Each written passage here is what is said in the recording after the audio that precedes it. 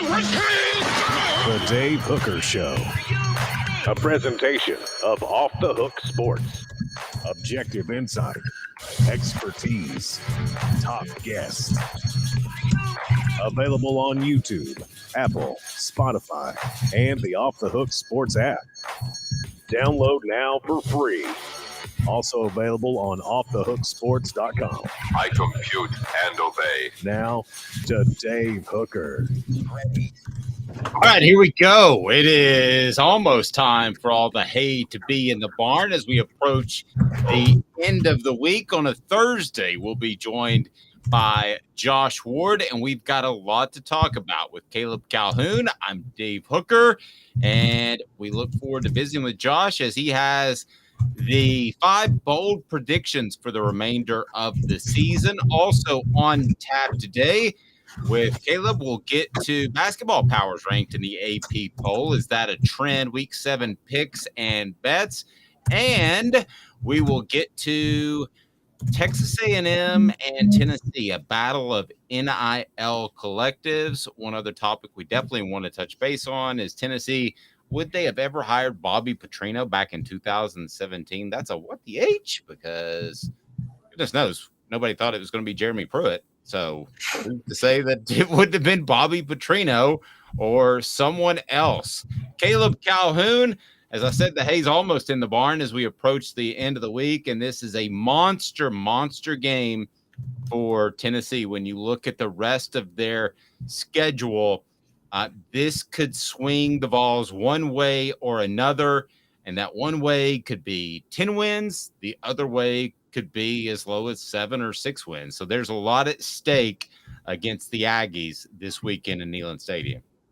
There's a ton at stake, honestly, for both teams. I mean, for Jimbo Fisher, if you're Jimbo Fisher, there's a lot at stake because you might be coaching for you don't want to say football life, but I mean, he might be coaching for his football life, if we're being honest. I think that even with all that cash, all that buyout money, at some point, they're going to have to give up on him, right?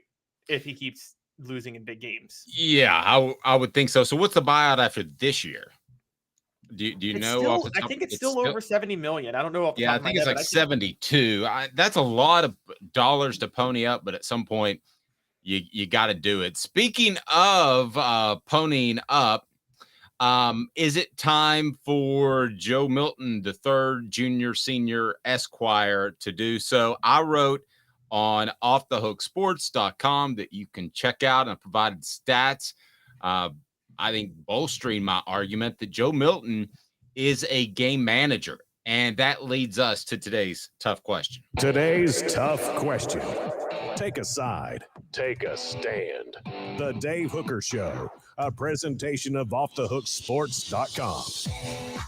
All right, I believe that's where we are, that Joe Milton is a game manager. I thought there were some telling quotes by offensive coordinator Joey Halzle that essentially confirmed as much. And I think when you look at the stats, that is pretty much the case. Tennessee's a running football team, and they like to throw a lot of screens. And I think because of Joe Milton's inaccuracy, they're a little afraid to throw the ball downfield. So, Caleb, is Joe Milton a game manager first? But today's tough question is this. Is that an okay thing for the Vols? They don't have a Hendon Hooker, but let's remember, Hendon Hooker was one of the most highly regarded quarterbacks in the NFL draft in this past April. He would have gone higher had it not been for the ACL injury. So you're not going to have that type of guy every year. So I go back to T. Martin. Was T. Martin as great as Peyton Manning? No, T. Martin wasn't a game manager either. So maybe it's a bad comparison. But you can go from a great quarterback to a good quarterback and still be a very good football team. I'll ask you simply, is Joe Milton a game manager? Yes. I mean, particularly relative to this era of college football, even more so, because you might see him end up with more yards and touchdowns than T. Martin, but Dave, that has to be graded on a curve, right? Given the style of play in college football today versus 1998. Oh, sure. Yeah. And the fact of the matter is, the biggest reason he's a game manager is where are most of his completions? The vast majority of his completions are behind the line of scrimmage. honestly.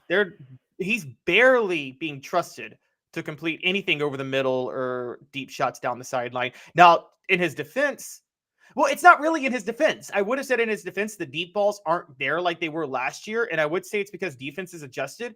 But the only reason they've adjusted is because they've been able to, because Joe Milton can't hit the simple passes over the middle, or he misreads a safety, or he underthrows a touchdown pass to a tight end. And because of that, I think that's the reason the deep shots aren't there. And so I think at this point, yes, he is a game manager, and that's okay.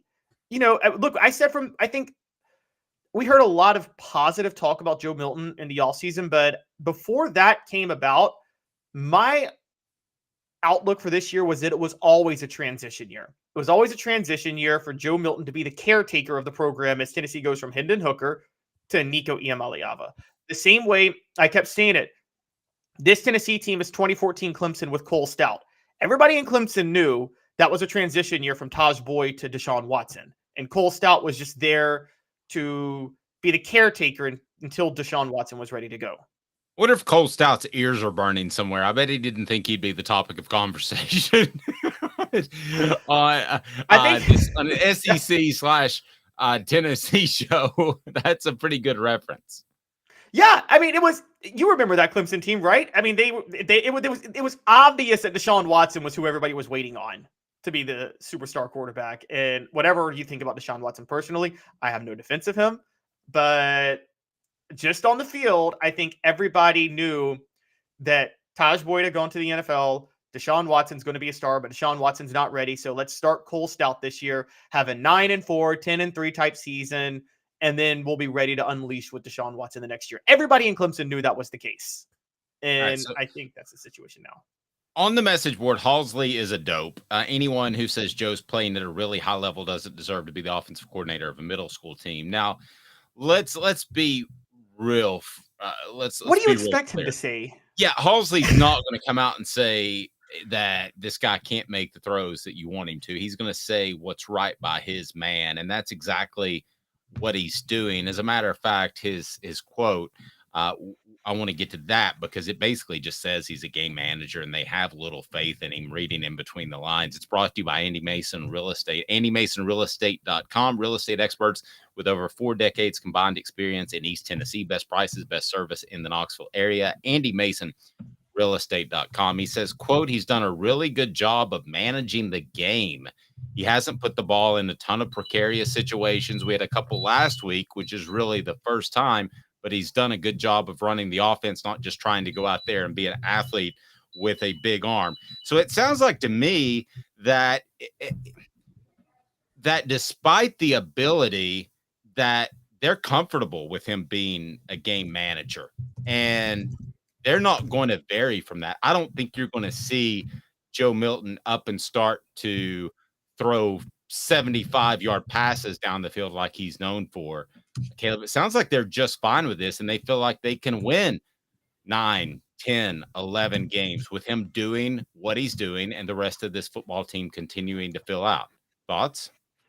Yeah, I think this is an underrated aspect of Josh Heupel's system that nobody ever really paid attention to. And if you really follow Josh Heupel from when he was at Missouri to UCF to now Tennessee, there's this there's always the debate on does an offensive coach, do they force players into their system? Do you want that, or do you want the David Cutcliffe, who was honestly, David Cutcliffe as an offensive coordinator was a mold of clay and just fully adapted to whatever his personnel was. I think Josh Heupel has done a pretty good job being a mix. Yes, he has a system, the wide splits, the up tempo, but he really adjusts to his personnel. And he did that a lot at other stops. I think there was one year at Missouri, he had a tight end be his leading receiver, which you don't really see with Josh Heupel. Then he had a wideout in 2021. He had a slot receiver in 2022. And now he's relying more heavily on the run game and screen passes. And I think the underrated, it reminds me of, again, not a fan of him as a person, but when Urban Meyer and Dan Mullen in 2006 had Chris Leak, didn't necessarily seem like a fit for their spread offense, but they successfully tweaked their spread offense to fit Chris Leak and what he was doing.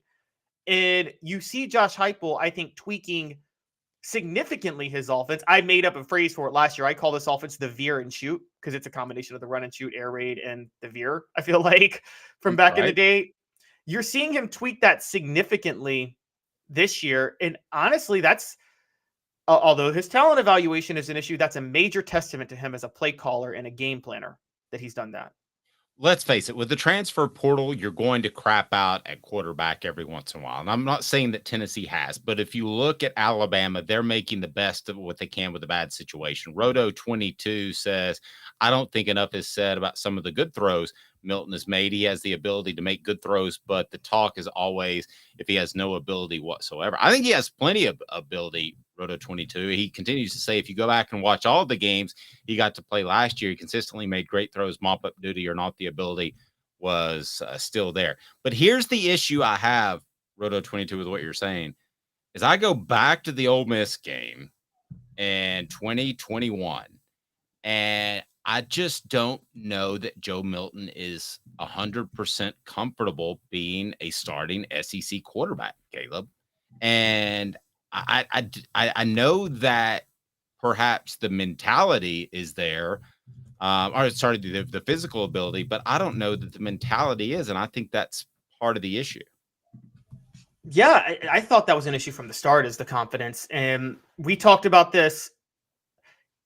He panics. He panics the minute things spiral. And look, I know you have a good point. It's like it's only made worse by the fact that he's lost his starting job at 2 different schools. So I think now when things just go a little bit awry, he starts to panic and then it spirals. I think that's exactly what happened against Austin Peay. I don't think he panicked at Florida. That was a succession of things that honestly weren't necessarily his fault. I didn't blame him heavily for the Florida game, really. But against South Carolina, I do think he panicked a little bit. I just don't think it mattered because the run game was so dominant. But let's be honest, he throws that interception, spots South Carolina a 10-7 lead. On the next drive, he missed one throw, and he actually missed Squirrel White on that 50-yard pass that I think changed the game. Squirrel White just made an amazing play on the ball. That was a terrible throw by Milton, if you go back and look at it. And so I think Joe Milton... I'm completely with you. But Travis says here, I don't want to sound like a Joe Milton bashing session because it's not. Travis says if we were 5-1 after Saturday and we were in the SEC with wins over South Carolina and A&M, we should all be happy. Totally agree. 100% agree. And Joe Milton can do that. So game managers kind of like the pain tolerance term. Quarterback/athletes don't like that because it questions their ability to run an offense as a quarterback or their toughness, respectively. So it's kind of one of those hot button terms, but it's not a bad thing for this football team and what they need this year. It's not as exciting as last year, but it's not necessarily a bad thing. Yeah.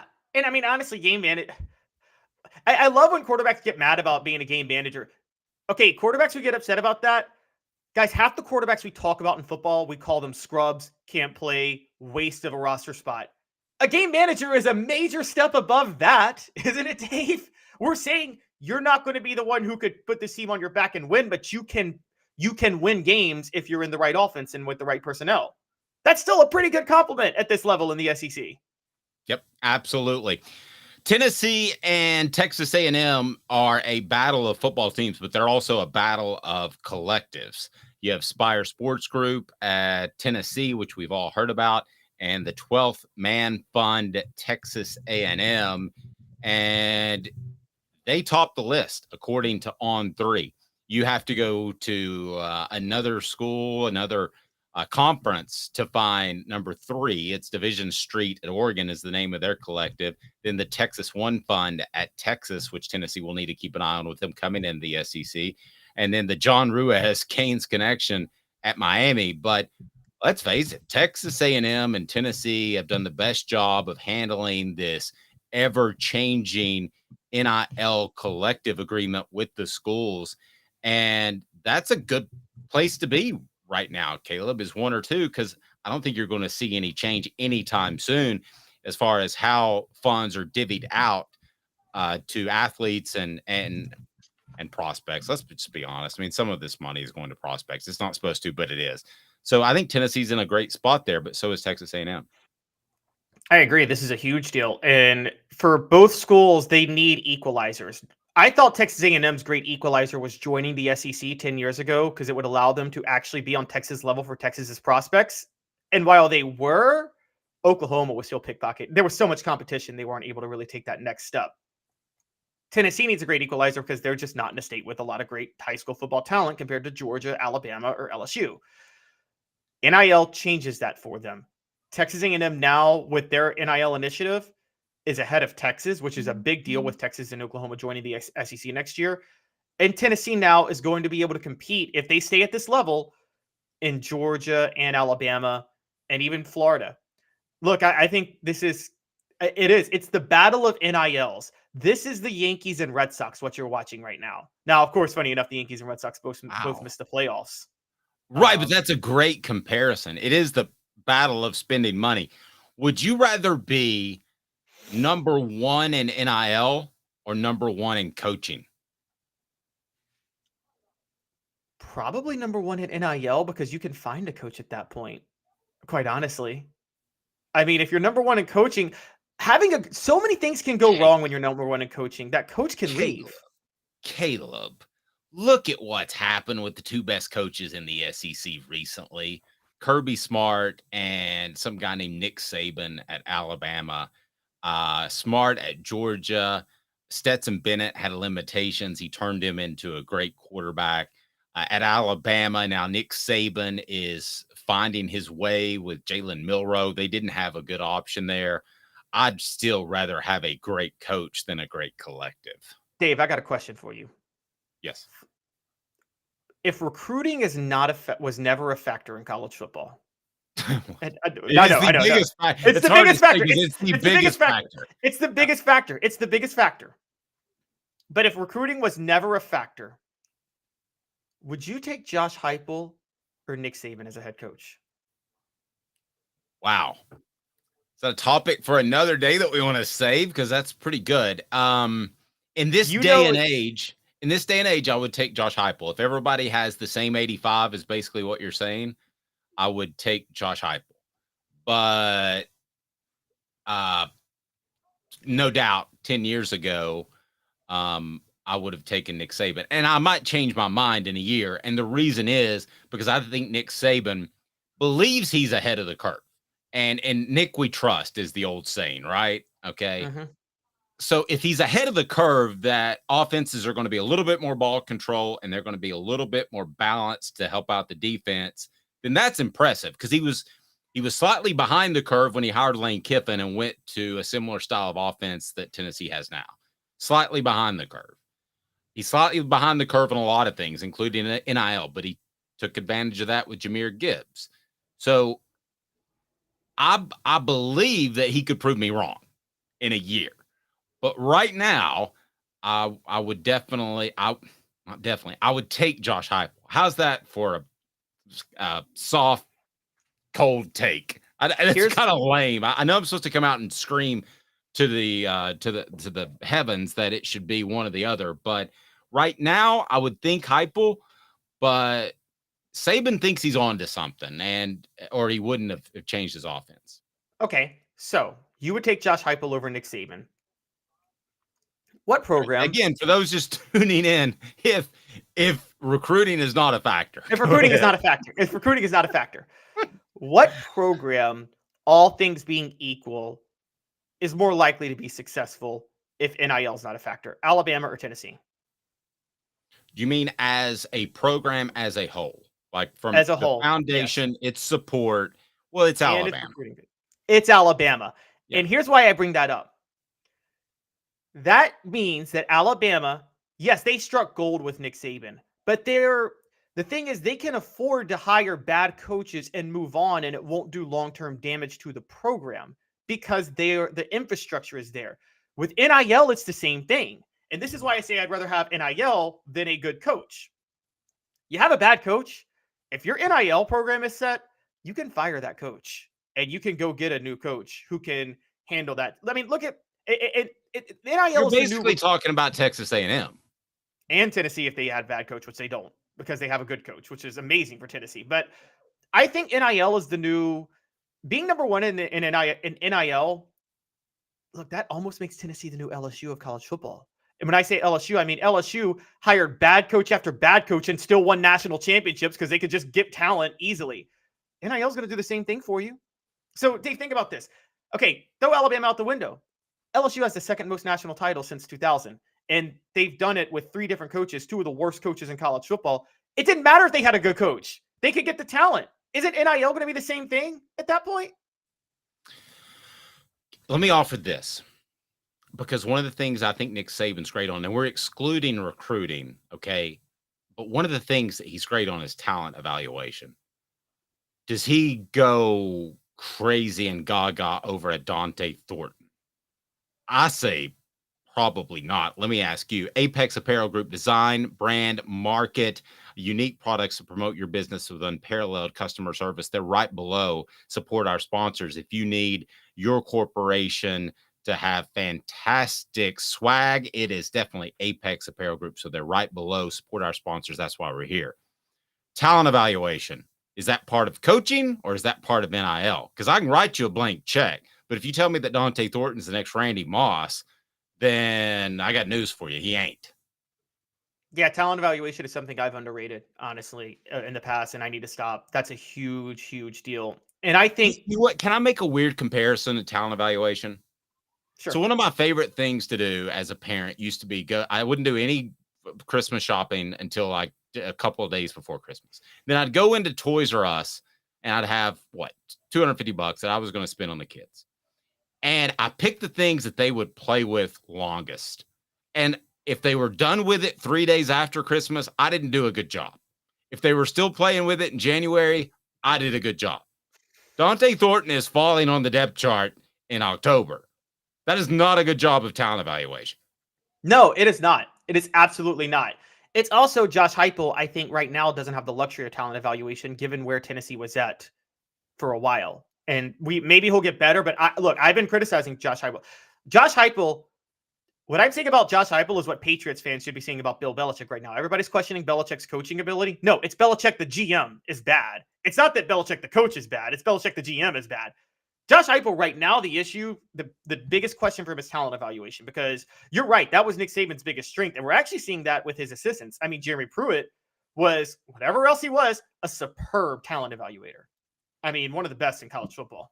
I agree. And that sounds weird to say. Maybe they should have gone with Petrino over Bullethead. We'll discuss that later in the program. Josh Ward will join us from the Sports Animal. We always love visiting with Josh. And look at me. I can see Campbell, Cunningham, Taylor, and Hahn. Enjoy life better when you see better. Local vision service for LASIK, cataract surgery, and regular eye examinations. That's me. No contacts, no glasses. Support our sponsors. That's why we're here. ccteyes.com. ccteyes.com. Local doctors that care. There is a difference. Josh Ward, 5 bold predictions for the Vols as it feels like the halfway mark of the season, even though it technically isn't. Here we go with Josh Ward next. And also later on the program, I'm looking forward to diving into would Tennessee football have ever hired Bobby Petrino? And would that have been better than Bullethead Jeremy Pruitt? 2 minutes. Josh Ward next off Doug Sports. Sun, sand, and salt water, the beach is a very relaxing place. Unless you wear contacts. Ow! Open your eyes to the best the beach has to offer with LASIK vision correction from Campbell Cunningham Laser Center. Sports Treasures in North Knoxville is one of the South's largest sports cards and memorabilia dealers, featuring over 10 million sports cards from vintage to modern. Sports Treasures carries a full line of hobby boxes, singles, autographed memorabilia, Tennessee Vol collectibles, fan cave decorations, and so much more. See a museum full of collectibles at Sports Treasures, 4819 North Broadway in Fountain City, and Sports Treasures on Facebook. Sports Treasures, where the real sports fan goes to shop. Have you seen the latest TriStar Hats Co. product? TriStar Hats Co.? What's that? You know, those really cool hats, shirts, tumblers, and even license plates with 3 stars like the official Tennessee flag and stripes like the American flag. Pretty patriotic if you ask me. Ah, gotcha. Seen those. Those are cool. Where can I get them? Simple. TriStarHatsCo.com. And if you order now, there's 10% on any order $50 or more. Plus, use the promo code HOOKED. With the promo code HOOKED, you get 10% off. That's hooked. And don't forget free shipping with any order over $50. Stock up at TristarHatsCo.com. That's TristarHatsCo.com. There are plenty of wannabes out there, so make sure you go to TristarHatsCo.com for the best quality and customer service. Will do, and I'll be sure to use the promo code HOOK. That's hooked when I do to save an additional 10% off. TristarHatsCo.com. TriStar Hats Co. is a trademark of TriStar Hats Co. LLC. Any use without express written consent is prohibited. A college football tradition like no other. Yes, sirree, boys and girls. Or a guy that just won't leave. Wow, that is sad. The Dave Hooker Show. YouTube, Apple, Spotify, and the free Off the Hook Sports app. A presentation of Off the Hook Sports. Back to Dave Hooker.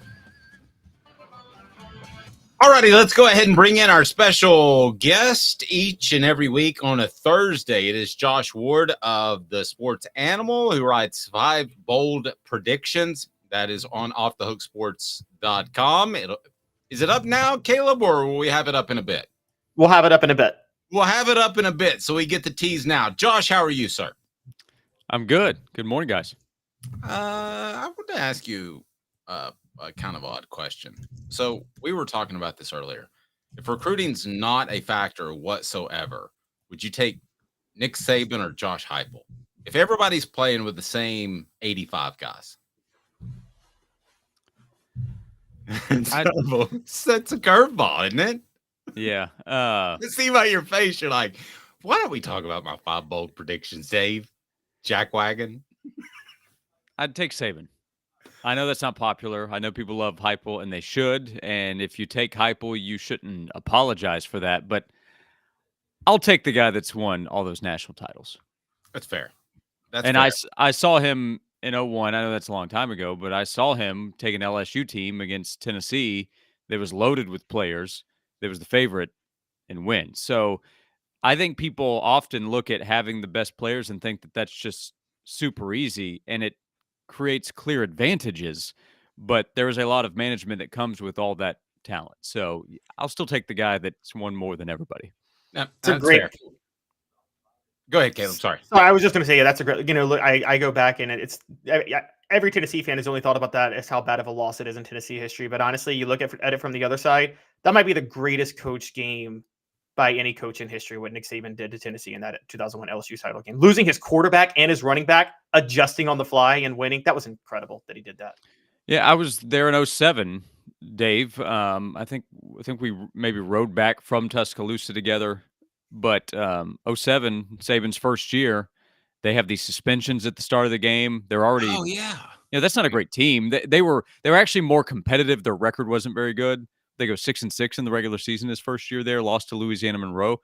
I mean, it's his worst team he's had there, right? And they just whipped Tennessee, and they went onside kick to open the game. I remember the press box, they announced these suspensions because they had like a textbook scandal, which is so silly now when you think about that's what. But anyway, that's what he was dealing with. He went out and just took it to Tennessee. So I'll take the guy with all those titles.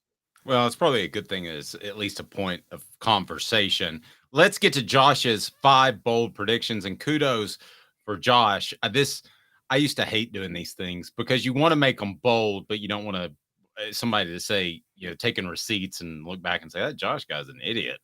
6 weeks from now. Yeah, opportunities there. There you go. So I appreciate you doing that and taking one for the team. 4 Downs is right now. It's brought to you by Herald Group Security Solutions. 4 Downs. 4 questions. 4 answers. The Dave Hooker Show. 4 Downs. A presentation of offthehooksports.com. All right, here we go. Josh has them, and as always, it'll be Cooper Mays setting us up. And Coop, what should people do? Cooper Mays here. Hit like and subscribe. Thanks, Coop. 1st down, and actually we're going to go 5 downs because we're going to Colorado, Nebraska style because Josh wrote 5 bold predictions. So no, it's Colorado, Missouri. Colorado, Missouri. Sorry. Well, the problem is I just hate Missouri. All right, so here we go. It is 4 down, so we'll do 2 first downs. We'll call a penalty on the first down. Coop here. First down. Thanks, Coop. Josh Heupel will win a game scoring less than 30 points. That is a bold prediction. Why, Josh? Because he's never done it, and he's halfway through year 6 as a head coach, and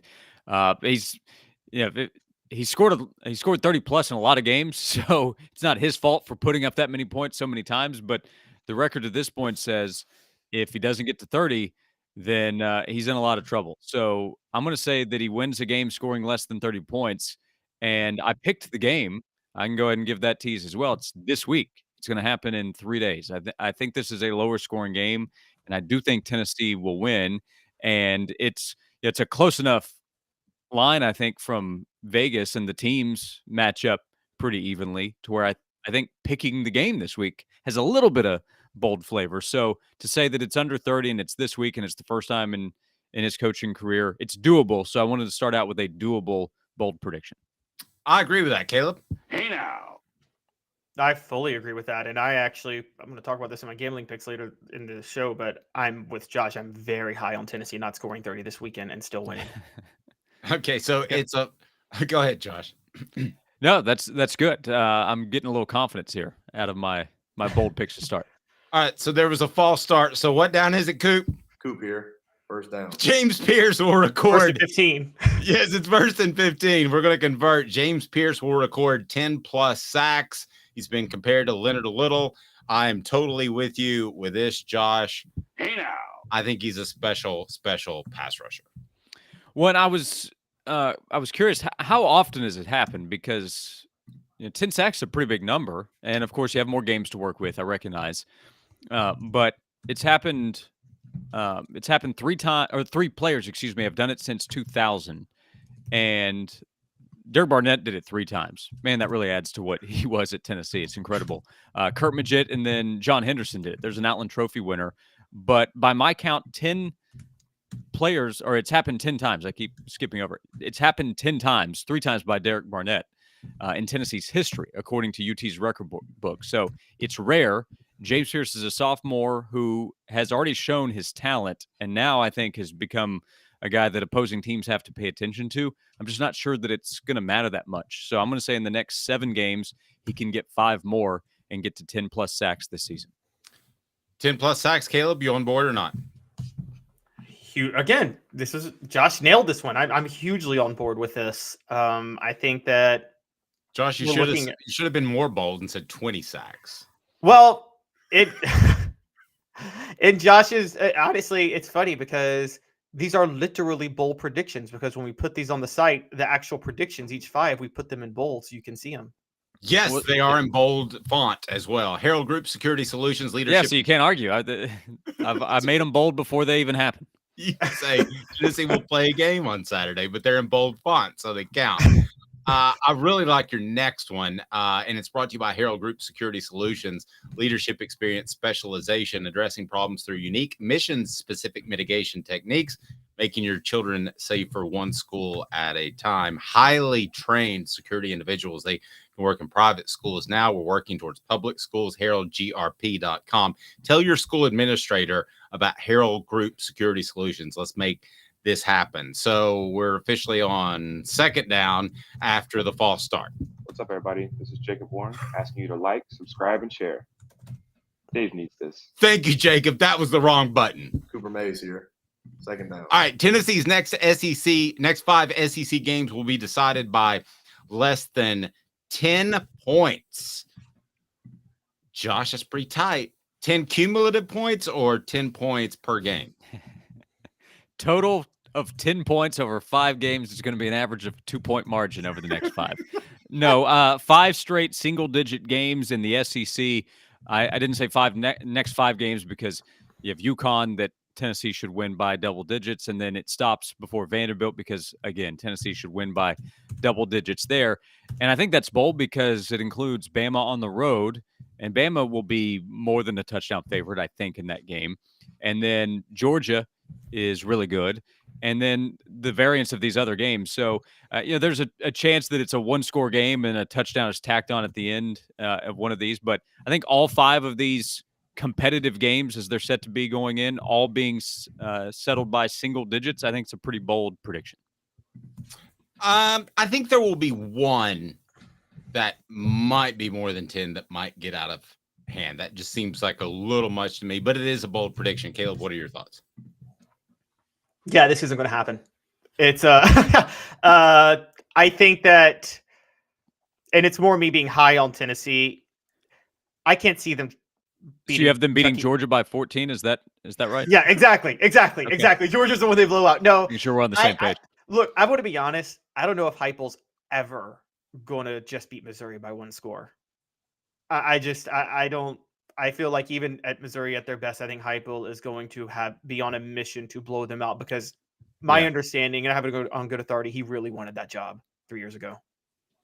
Yeah, I agree with you on his motivation. So Josh Heupel will try to prove me wrong in that game, given the opportunity. I agree with you there. The last 2 games I think are the boldest of takes because of what Tennessee has been able to do to Missouri the past 2 seasons. On the road, though, the week before Georgia, going there in November, that's not an easy spot. I don't think it is right now. And then people know about the history with Georgia over the last few years. So that's why I thought it was bold. We'll see if it happens. Yep, here we go. What down is it, Coop? Tennessee center Cooper Mays here. 3rd down. Making up yards. Squirrel White, receiver, will hit 1,000 receiving yards. Where is he now, Josh? He's not close. I mean, he's not close. He's at 276. But in the most recent game, he had 9 targets. In the Clemson game, he had a bunch of targets. I know that's going back to last season, but my point there is that they've got to go to Squirrel. I think he's going to be a target monster the rest of the way. He has to average about 103.5 yards per game. That is a big ask. And 2 concerns. One, there's just no margin for error. If he has one bad game, then he probably can't get there.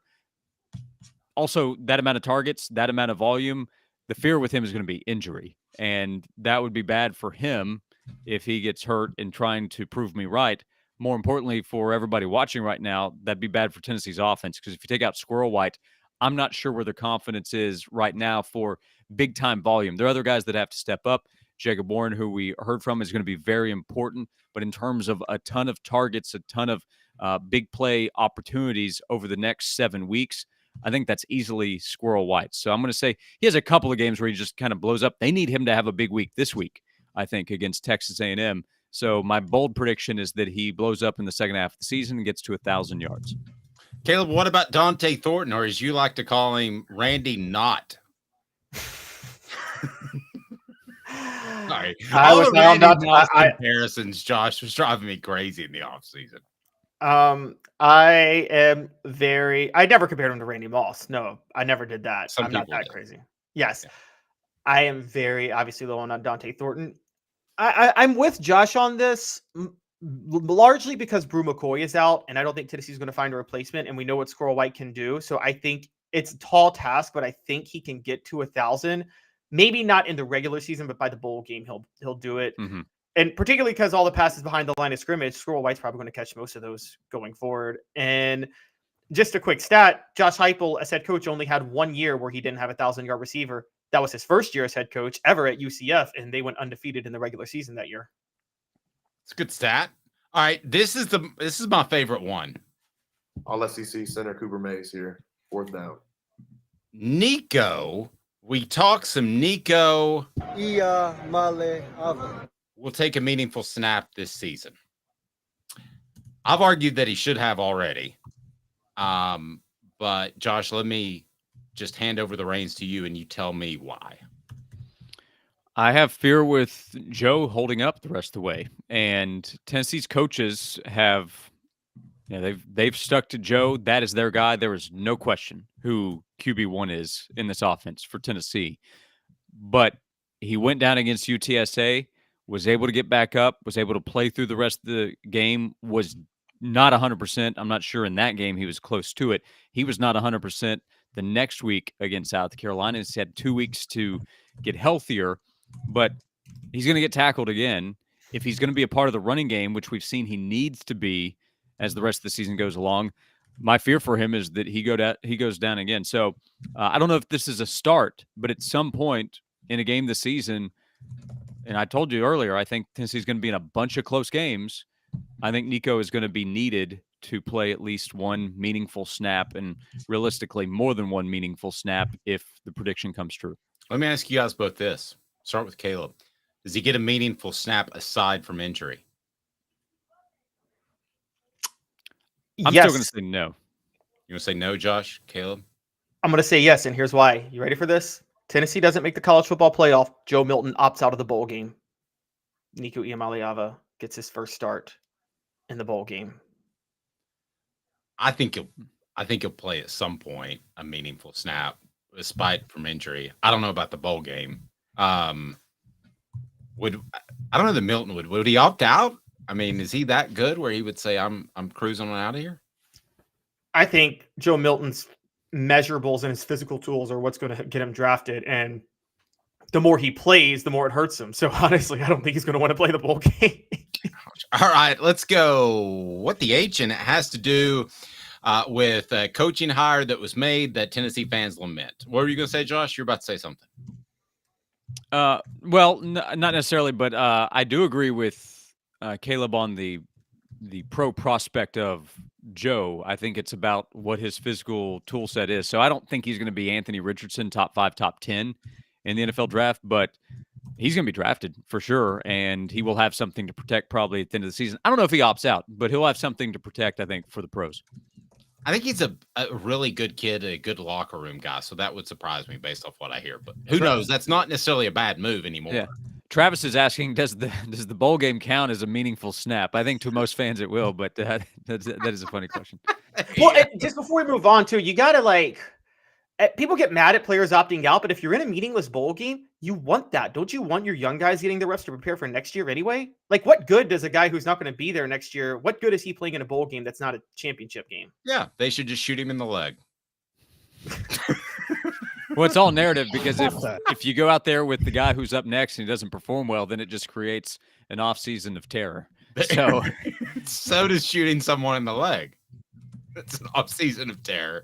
Again, that depends on what happens next. So all right, what the H? What the? What was he thinking? Release the hounds. The Dave Hooker Show. Keep cool. A presentation of OffTheHookSports.com.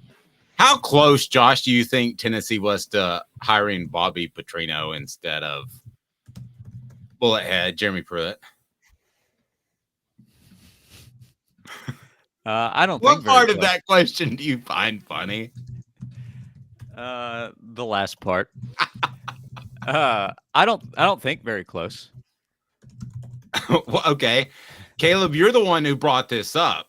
I don't think he was very close either. How would you compare? They tried to hire some coaches that fans didn't want, but I don't think it was close to getting to be Petrino. Caleb, so you brought this question up, and you're a big Petrino guy. So why? Where did you get that?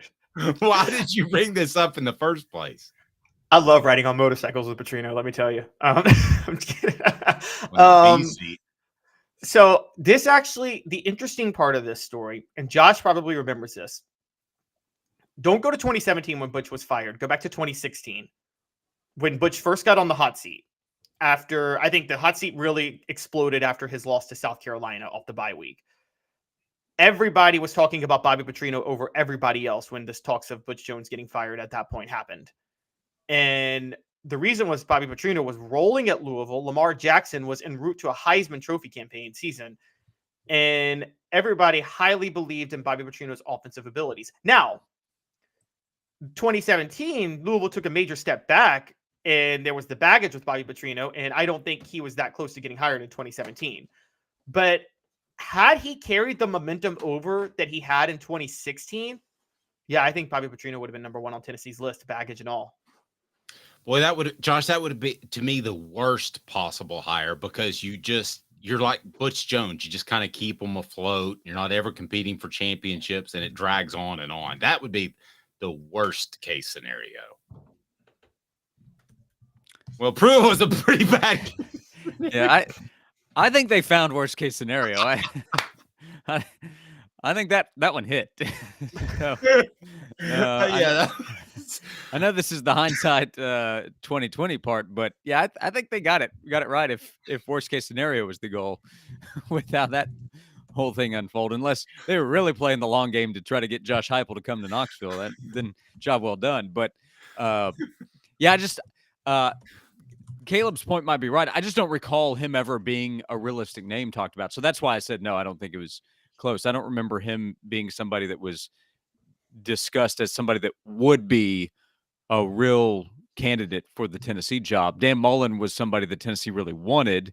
He ended up at Florida, of course, and we know about the Schiano attempt and then the names after that. But I don't recall Petrino being a strong candidate that Tennessee was going to pursue.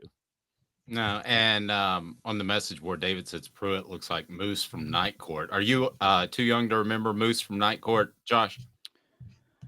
Not at all. I remember Night Court and was I'm not a big fan, but I was a fairly regular viewer of, scrolling through. Would it pop up on Nick at Night at times? I don't recall the channels, but yeah, I saw Nick or I saw Night Court a number of times. Yeah, who was the public defender? What was her name? I don't know. Wasn't that big of a fan. She did good work. All right, well, Josh, at least with Pruitt, you had a good talent evaluator who left some talent for Josh Heupel, right? That part is true. I've actually defended Pruitt recently on the radio a few times because Josh Heupel inherited a very difficult position. There's no denying that. I think everybody agrees. But I do think it's been overstated how bad the roster was because there were a lot of NFL guys, and some of them had to be developed more, and the coaching staff that's on campus now deserves credit for that. But like Darnell Wright was a major talent that was left behind. Cooper Mays, the starting center, how much have we talked about how important he is on the offensive line? His brother Cade was on the line for that first year taking over, and a bunch of other guys, Alontae Taylor, who was a standout player at corner, Velus Jones. That would be a really good example of the coaching staff getting more out of him in year one, and then Jalen Hyatt after that. But there was talent left behind for the coaching staff. They needed more. They still need more to go compete for championships, I think, in the SEC or to try to win a national title. But there were some players left behind that were brought in by Jeremy Pruitt. Is there any coach in retrospect that Tennessee was in conversations with when they hired Jeremy Pruitt that would have been a worse coach, again, with hindsight being 2020, than Jeremy Pruitt? That would have been worse. There's not one, is there? Well, like Kevin Steele, I never understood any possible benefit there. I do think this though, if you're the head coach of Tennessee, you're going to recruit well enough where you're going to have some players. I think it's impossible to recruit poorly unless you take an approach like Derek Dooley did, where he decided we're not going to sign an offensive lineman in 2012. But Derek Dooley brought in talent overall.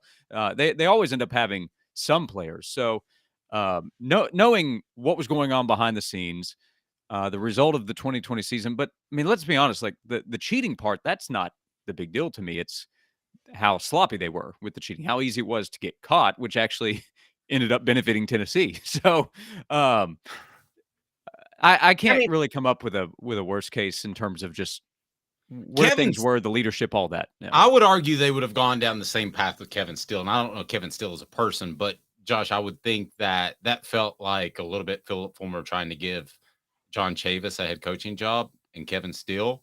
And he would have had the same desperation not being a head coach to tempt himself to pay players.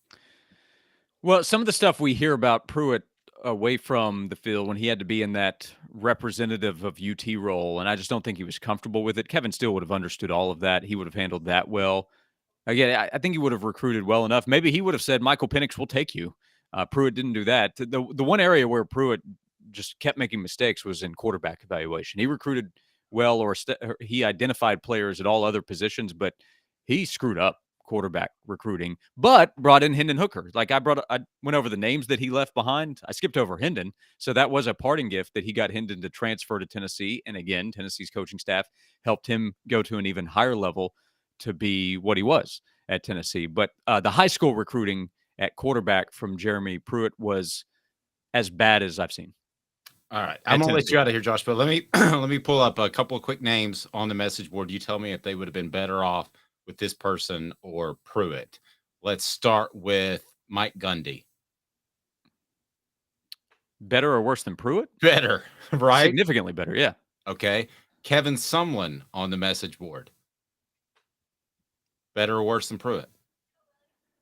On the field, probably. Well, they went 3-7. Better. Better. And then lastly, the most important one, Marky Post. Would they have done better with Marky Post as a head coach from Night Court? Push. Thank you, Josh. Anything else you would like to add? No, I think we're all going to be proven right on Saturday in our predictions about Tennessee winning by under 30 points. Or this time next week, we'll be talking about how dumb we looked this past Saturday. But that's the point of the bold prediction column. So if you want to call me dumb for my first prediction, Dave and Caleb are on board with me. So you have to call them that too. Yes, I was actually on board with all of them, kind of for different reasons, except for the 10-point ones. I thought you did a fantastic job, and I'm not just saying that. I thought that was really strong. Yeah, thanks. Last one. This is actually an idea that I've been behind with different programs, Tennessee included. Coach from coach would have done great. I think if you went to Kyle Chandler and said, "Hey, we just want you to come in and play the role of Coach Taylor from Friday Night Lights, and then we'll hire good staff members to actually do the coaching, but you do the speeches and the inspiration and all that stuff." I think the staff would have recruited just fine. I think getting like Kyle Chandler to be Coach Taylor or Coach college and pro, right? I think that would have been better than Jeremy Pruitt as the head coach. The question You're describing Ed Orgeron, by the way. The question is, do you get Dauber? You know, it's funny. Dauber? Yeah, Dauber. You got to have the right staff members. It's not a head coach is only as good as his staff a lot of the time. I think that's proven true. But the funny thing is that Orgeron won a title, but I made the joke about LSU. It's like, if you're going to hire Ed Orgeron, just go hire Kyle Chandler. That's, I think, the first time I remember making that joke. They won a title with Ed, but in hindsight, maybe they should have replaced him with Kyle Chandler. Kyle Chandler wouldn't have been doing the weird videos that Brian Kelly is doing right now. Yeah. Josh always makes me laugh. He made me think with 5 bold predictions. It's on offthehooksports.com. Thank you, Josh. Noon to 3 on the Sports Animal. Follow him at Josh_Ward.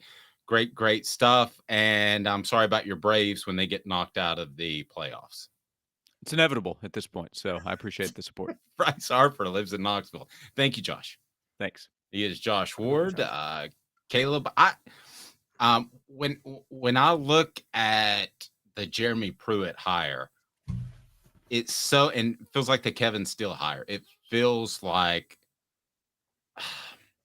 not just a hire of desperation, but a hire of hope, because Philip Fulmer saw John Chavis want to be a head coach and never could do that. And it was almost like, come on, Kevin or Jeremy or whoever that guy may be that wants that head coaching job. I can make this happen for you, which is not the way you hire coaches. Not at all. Well, there was also this. I think, look, every other candidate that was on that list were high-profile candidates before Fulmer was athletic director. Let's be honest, Dave. Fulmer wanted somebody where if they got the credit, he would get the credit. And I think you would by elevating an assistant, right? Oh yeah, you would, and because again, he could be the guy who said, "I found Jeremy Pruitt." I mean, I remember when Fulmer started interviewing the candidates he was interviewing Les Miles and Mel Tucker. And I mean, I would have been on board with Mel Tucker at the time. Actually, I would have been on board with Mel Tucker too. It's just funny how that worked out, but he ended up landing Jeremy Pruitt. Now, look, the way it worked out. Is Tennessee in a better... Now, the question is, forget what they would have done on the field. Mike Gundy, Kevin Sumlin, you name it. Is Tennessee better off now, right now, in this moment, than they would have been had they hired Mike Gundy or Kevin Sumlin back in 2017? Well, let me address that, and I might write a column on that. First, I'll remind you that you need to check out the Hemp House, the premier hemp dispensary online with a wide variety, great selection, and strict standards to ensure you only receive the best in CBD or Delta products. Hemp House Chat with 2 T's, hemphousechat.com. Use the promo code HOOK to get 10% off. Support our sponsors. That's why we're here. I think because his buffoonery and the way he cheated and the fact that Tennessee didn't have to make a buyout payment every month for the next 30 years, the fact that he was a good talent evaluator and he got talent into Tennessee, some of which helped Tennessee get to 10 wins last year and be a college football playoff participant or contender, I should say, until the very end. I don't think any of those guys would have left Tennessee in a better position in 2022 than Jeremy Pruitt would have. How bizarro is that? It's incredibly bizarro. So one of the things we do as history, for those who know, I am a history major. We study, we debate the concept of accelerationist policies, which I don't know if you know what that means, Dave, but it's the idea that it's a theory that some things in history that were really, really bad, it was good that they were really, really bad. What was it good that they were so bad because of what came out of it? So like the most obvious example is like the Civil War was really, really bad. 600,000 people died, but slavery ended because the Civil War happened. So it's what, you know what I mean? And it's kind of like, or the Great Depression was bad. A lot of economic issues, but there were a lot of reforms that came out of the Depression that made sure we never had another depression. And it's like, okay, but was the Depression itself worth the cost? Was it worth the cost of the Depression for that to happen? And Are we comparing Jeremy Pruitt's tenure at Tennessee to the Great Depression and slavery? Is that what we're doing? No, what I'm saying is, okay, or the Civil War, I guess I should say. Yeah, excuse me. Yeah, it would be the Civil War. Do you believe in accelerationism, which is sometimes things can get so bad that they actually make things good later? I think it happened with Tennessee. Now, to argue against myself, they have the Spire Group either way, right? So the Spire Group is going to help whatever coach comes in 2021. But would they have managed it as well? Fair point. Because honestly, let's be honest, the best part about this was the Schiano disaster made them finally cut ties with Jimmy Haslam. Then after the Fulmer thing, they forced Fulmer out and they go, okay, we're going for a national search on an AD, and we're not going to let the Haslams run it. And they found the best AD they have found in a long time. Speaking of Philip Fulmer, you can check out his video on our YouTube channel, the Celebrate 98 series. Also, if you would like a copy of the Celebrate 98 book, the Untold Stories Behind the Tennessee Vols 1998 National Championship, you can order that right below. And we are continuing the Give Him Six campaign. $6 for every book will go to Brew McCoy's chosen charity, which is the Peyton Walker Foundation, which provides the shocking units that they can bring you back to life with. What are those called again, Caleb? I have trouble with that acronym. AEDs? APB. No, the APB is something. The AED. I think they're the AEDs. Okay. But it's something that every school or every football program should have. So we're glad to get back and hate that for. Yeah, it's AEDs. It's called AEDs. Good call. You can order right below, and we greatly appreciate it. And I hope you like the book. It's a lot of new content that you didn't know about the 98 team. So there will be other books out there, but we didn't want to rehash what had already been reported. So certainly check it out. Makes a great Christmas gift, but we're going to extend out that Give 'Em Six campaign through the end of the week. And then we're going to have a special announcement about the book, I believe, next week. So Basketball Powers ranked in the AP poll. Is that a trend or is that actually a thing? Brought to you by our friends at Rick Terry Jewelry Design. Rick Terry Jewelry Design has affordable game day jewelry. How about the Fire Opals, a Tennessee tradition? RickTerryJewelry.com, RickTerryJewelry.com. Support our sponsors. That's why we're here, and it's right down there below. You can order the book as well. In 2 minutes, why being a basketball power doesn't mean that you're a football nobody. With Caleb Calhoun, I'm Dave Hooker. Got cataracts? We can fix that. Never miss another moment. With a little help from Doctors Campbell, Cunningham, Taylor, and Hahn at cctis.com. Hi, I'm Rick Terry, and we at Rick Terry Jewelry Designs pride ourselves in the highest quality craftsmanship from a family-owned business here in Knoxville for over 35 years. At Rick Terry Jewelry Designs, we also take pride in being an affordable option for all your game day accessories, especially those fire opals. At Rick Terry Jewelry Designs, we want to be your jeweler every day and especially on game day. Go Vols! Hi, Mike Davis here with City Heating and Air, reminding you to always dare to compare. Our team provides quality local heating and air service, installation, and maintenance across East Tennessee. We use only the best equipment like American Standard heating and air conditioning for your residential, new construction, or commercial needs. Honesty, dependability, and customer satisfaction have been the cornerstones of our business since 1961. City Heat and Air. Dare to compare. These mountains hold and defend a spirit far better than moonshine. A drink that holds flavor, that becomes necessity. A hard cider made and relished by folk who are as hearty as they are legend. A refreshment that can only be found in one place. With a taste that makes you say, give me 3 bottles of the good stuff.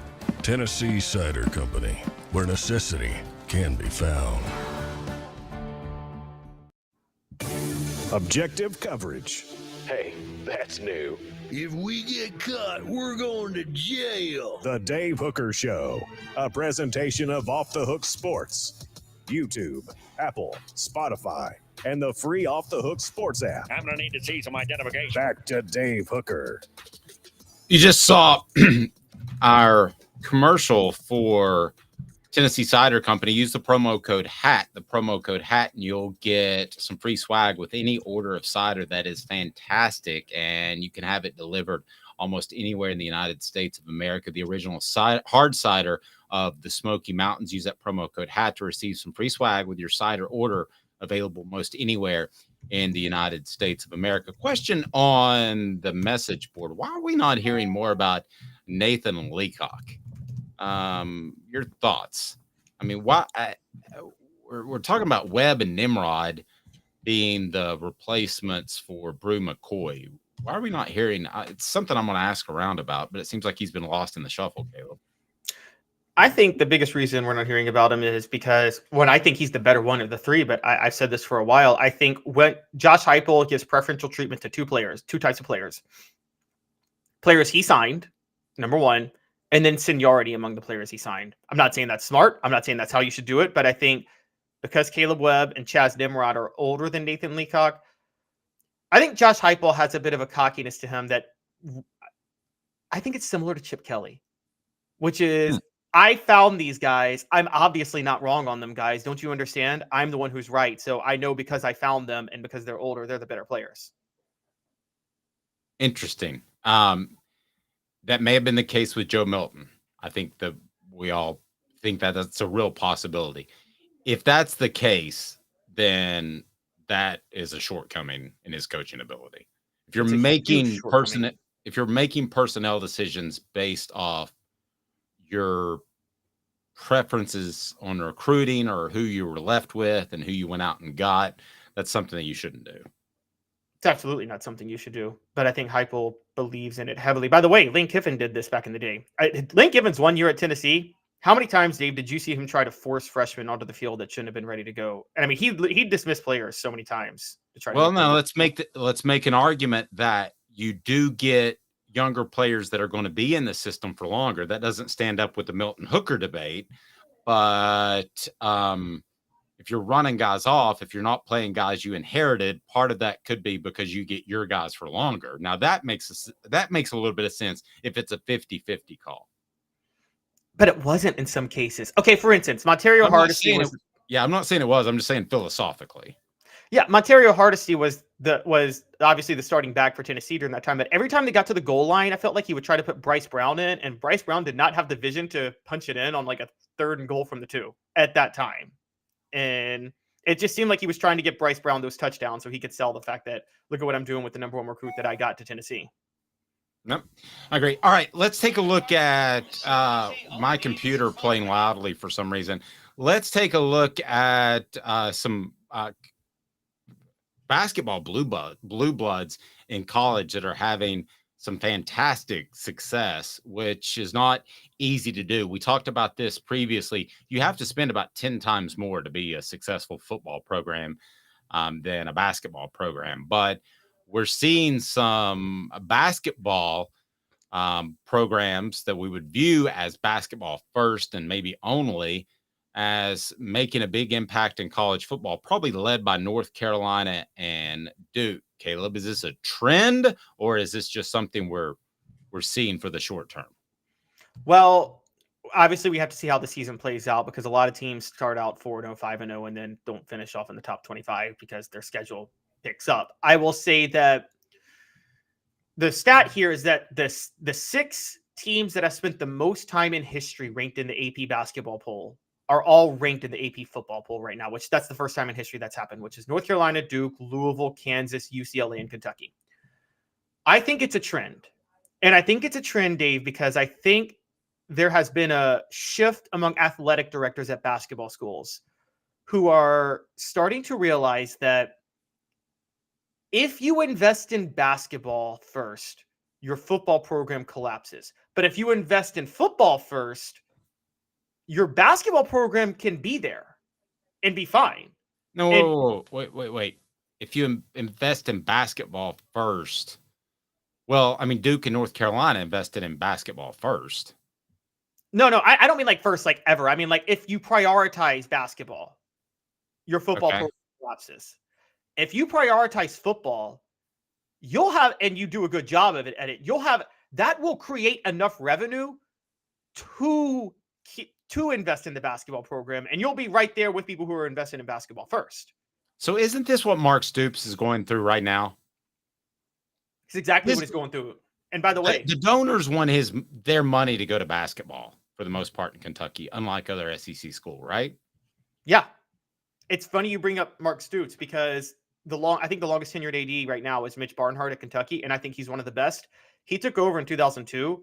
Dave, think about it. He hired Rich Brooks in 2003, and then he hired Mark Stoops in 2013. He's actually made more of an effort to invest in Kentucky football than any other athletic director in the past, and it's been a long-term process. Duke, Kevin White was the athletic director who hired David Cutcliffe. Let's be honest, when they hired Cutcliffe, it was very clear they decided we're not going to just ignore football anymore. And then Kevin White retired in 2021.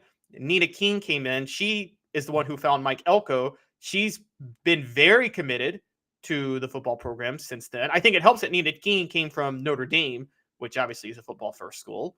And you have my favorite name of all athletic directors, Bubba Cunningham. That just sounds like an offensive lineman on a football team. But like Bob Cooter. Exactly. But he's the athletic director at UNC. He took over in 2011, hired Larry Fedora, and then he's hired Mac Brown back, and he got Michael Jordan and the Jordan brand to go all in on even the football program. And Kansas, you saw Jeff Long get hired in 2018 coming from Arkansas. He brought in Les Miles. Now, they both had to go because of a sexual harassment scandal involving Les Miles' tenure at LSU. Not Les Miles himself, but what was happening at LSU. But you saw with that move with Jeff Long, they were like, okay, let's invest more in football. And now they have a new athletic director. His name is Travis Goff, and he's all in on football. So I think you're seeing athletic directors realize that even in Louisville, by the way, I don't know if you guys know this, Louisville has been doing this for 30 years. Dating back to 1991, when they brought in Howard Schnellenberger, Louisville decided, even at the height of the Denny Crum years, we're going to go all in on football. And they built Papa John Stadium in 1998, I think it was. And they have gone all in, and it's been a 30-year process. And what they realized, and what I think they were ahead of the curve of everybody, realizing that if we go heavy into football, basketball will be fine. Are we beyond the point in the SEC where you take the Doug Dickey approach where you just say, let basketball do whatever it does because it's not the main money driver? I understand you need to invest in football first, but I go back to the story, and I've told this before with you, Terry Fair didn't know who Tennessee was before he saw the Lady Vols. So I think you want men's is a revenue generator, women's is not. I think you want to be good across the board so that you bring in free advertising, because when Lady Vols are in the Final Four, everybody's watching. It's during the men's Final Four weekend on a Saturday. How do they do it? They do it like a Sunday, Tuesday, I believe, as opposed to the Saturday, Monday, men's. So everybody's watching. That commercial is monster huge. And Terry Fair is one that would have never even known about Tennessee had it not been for the Lady Vols. So I don't think it's that. I think it's more important, but it needs to at least be that. And under Doug Dickey, it wasn't even that at times. He didn't care about style of play. Kevin O'Neill had some success, but it was boring. And they made the Jerry Green hire, which I don't think they did a lot of research on. So, Caleb, it needs to be more than just an advertisement for your school. Yeah, that time period was a reflection of I think Doug Dickey had his own biases and just didn't care about basketball himself. I mean, he's a football guy. I think most good athletic directors, and Doug Dickey was good as a football athletic director, but most athletic directors who were not short-sighted would have cared about basketball then. I think that, yes, I'm not saying don't invest in basketball. You should invest in prior and take other sports seriously. I think the way you should approach this, though, is if we go all in on football, then we can use the excess revenue, particularly with TV networks. Now, all of this changed with the SEC network in 2014. Okay, and the Big Ten network before that. I think athletic directors started to realize that with these television networks, football is going to be the engine that drives the train. We need to go all in on football. Look, I can tell you right now, living up in the DC area, I had a lot of fights with Maryland fans who were mad that Maryland was, and this is a fight you have at basketball schools. They were upset that Maryland was throwing away tradition by leaving the ACC to go joining the Big Ten. And they're like, why would you do that? The ACC is a basketball school, conference, we're a basketball school. And I said at the time, I'm like, look, football's driving this train. And if you want basketball to even be relevant in the future, you need to make the move based on football to the Big Ten. 10 years later, with the ACC about to crumble, it was a genius move for Maryland to do it. It was a genius move for Rutgers to do it. Man, they fleeced the Big Ten, convincing the Big Ten to take them. But I think that, and this is the fight you have. Athletic directors oftentimes have fights at these schools. A lot of times don't want to invest in college football. They don't want to care about it. They don't care if it exists. And I think athletic directors are fighting the battle to say, you guys need to understand that this is the most, I don't care if you were a basketball school, college football is more important. And you have to understand that we have to make our moves based on football. Caleb Calhoun will make you money. There's no question about that. Let's get to some. Are we already in week 7? Am I reading that headline right? Week 7. Can't be 7, halfway through the regular season. Can't be the case. It's just so not right. But week 7, here we go. Caleb is killing it, I hope. How are you doing so far this year? Well, I've had 2 bad weeks, Dave. That's so okay. I went 8-9 last week. On best bets, I'm at 50%, 9-9. So actually, that's slightly losing money. Going to make that back. Don't worry. Now, still on overall bets, I am 69-57. So I do better on bets I don't want to make than bets I want to make. All right. Well, I want to remind you that our gambling predictions are gold with the one, the only Caleb Calhoun. Rocky Top Tom saying UCLA cost me a lot last week. I'm not going to say that word, Tom. But it's brought to you by Zen Sports, the new sports book in Tennessee. Please sign up for Zen Sports if you gamble. We would greatly appreciate that. Travis saying the OU on Arkansas killed me, the over under there. But Zen Sports, the new sports book in Tennessee, revolutionizing the way you earn sports betting rewards. That means no more deposit bonuses that turn into deposit nightmares. On Zen Sports, what you see is what you get. And with their cash rewards program, you get a lot of cash. For a welcome bonus, earn an unlimited 5% cash back on your betting volume for your first 15 days when you sign up with the promo code HOOKED. That's HOOKED. Unlimited 5% cash back. Keep betting, keep earning with up to 3% cash back on your betting volume every month after that. And refer friends to earn a percentage of their betting volume on cash rewards too. Zen Sports bringing the cash back to Tennessee. So if you bet big on sports, you want to be betting on Zen Sports. Zen Sports betting just got better. Gambling problem? Call 1-800-889-9789. Must be 21 and over and in Tennessee to bet. So tell me, Caleb, what is your greatest pick? Because I see the first one on offthehooksports.com, and I'm going to go ahead and tell you. That's crazy. Vanderbilt, you love the doors. I have Vanderbilt covering against Georgia. I think Georgia wins.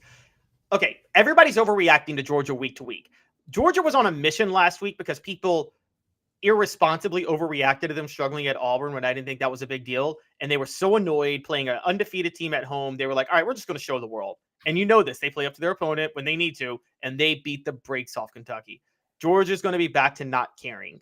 So I think this week they don't care. They're playing at Vanderbilt. I do still think they have offensive issues, and I do still not believe in Mike Bobo. So I think they'll get like a 35-0 lead and then pull everybody. And so Vanderbilt might score a touchdown at the end, and Georgia wins something like 35-7 or 35-10. On the message board, take Notre Dame minus the 2.5 and Indiana plus 33. There you go, Travis. Maybe we'll have Travis and Caleb go at it sometime in picks. You love the Razorbacks at Alabama. I do. Alabama's going to win, but it's a 20-point spread, and Arkansas has been within one possession of every team but Texas A&M, and that was due to a lot of turnovers.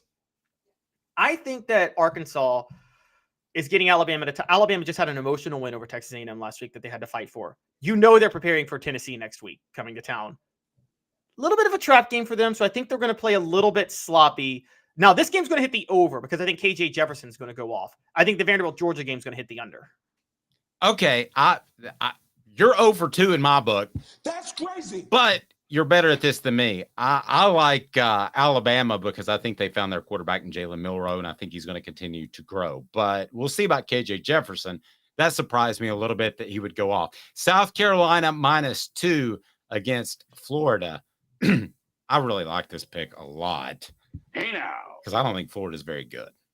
Yeah, I think South Carolina actually coming off a bye. I think they beat the brakes off Florida. I think Spencer Rattler returns to the Spencer Rattler he was, which is why I'm also high on the over 51.5. I think Spencer Rattler I think South Carolina might hit 40. This is one of those, I don't gamble because I'm not very good at it. But when I feel certain about a game, I'm like 90%. For some reason, this just hits me as I feel certain about this game. So I would be stunned if you were wrong on this one, especially coming off the bye. Oregon +3 at Washington. I'm with you on that one as well. Why do you like the Quack Ducks? So this is the game of the week. 2 top 10 undefeated Pac-12 teams. Man, Pac-12 football's been great this year. It's just been such a great spectacle. It has been. It has.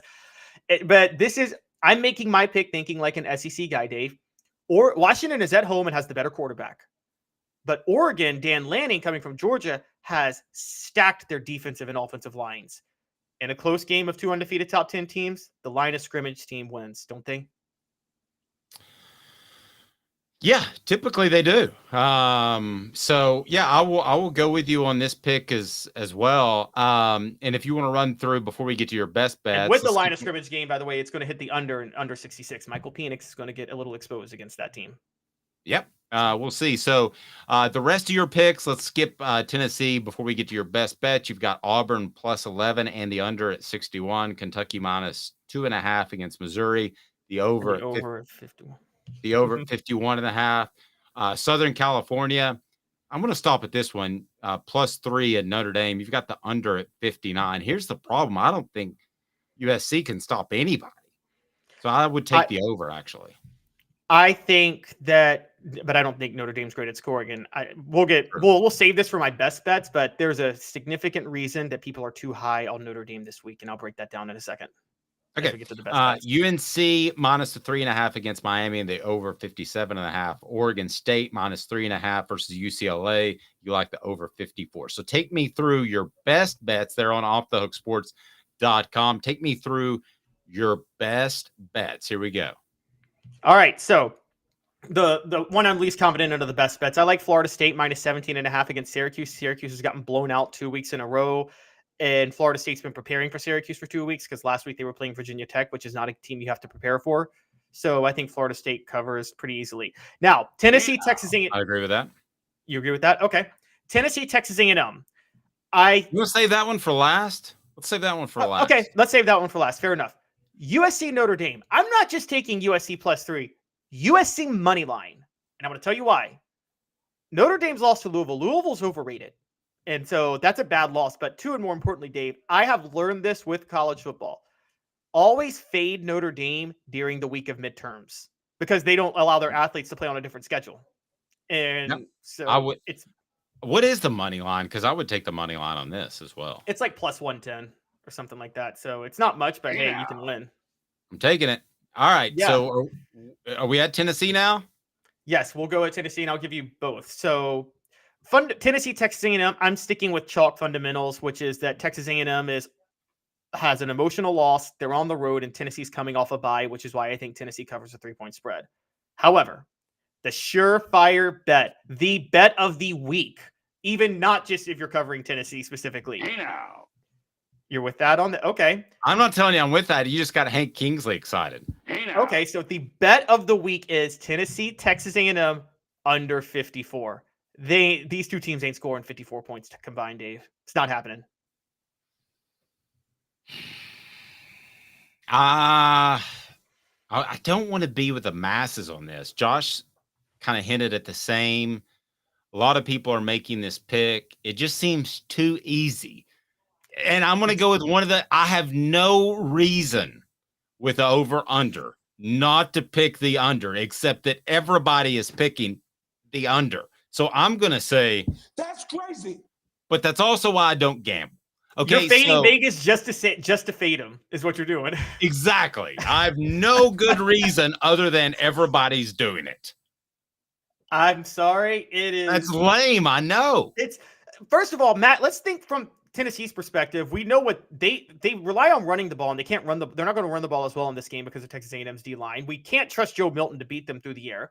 On the other side, Max Johnson is good only when he has time, but Texas A&M is not good at protecting. So Tennessee's got a great pass rush. They're going to be sacking Max Johnson all night. If the over under, I'm just going to make this prediction. If it goes over 54, Dave, it'll be because there's 2 defensive touchdowns in the game. Ooh, which could happen with a pretty good front seven on both sides of the ball. I think Tennessee's going to be better at protecting than A&M will. Travis says Tennessee will score 54 by themselves if I bet the under. It's exactly right. Isn't that the case? Like your team wins when you somehow some sort of way bet against them. That's usually how it works out.